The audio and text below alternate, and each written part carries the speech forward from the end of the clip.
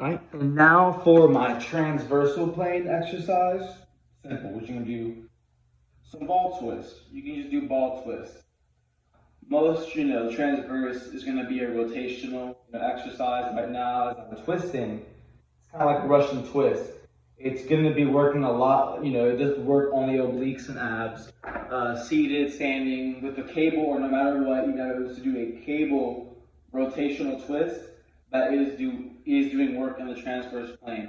And what's happening now is when I'm pulling it this way or rotating the ball this way, this part of my oblique is contracted, is squished, but this part is getting the stretch.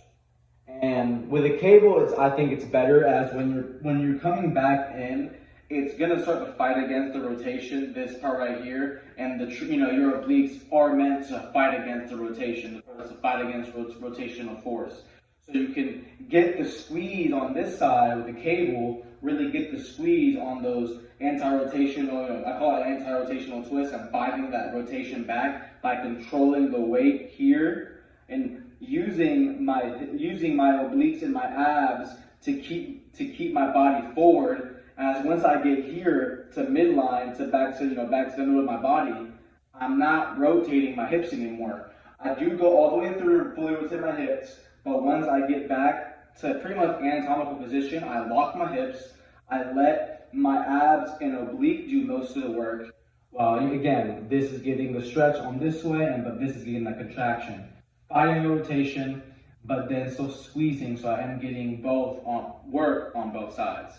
Sometimes when you're especially out like this, you can have pressure in the elbow because you are extended. I like to be fully extended, have my elbow fully extended, as well as you can feel some activation of the front delt, because as you're trying to maintain this outward position, it isn't just obliques, it isn't just abs. You are gonna have to activate part of your upper chest and upper front delt, not upper front delt, sorry, just your front delt in general, to maintain this position.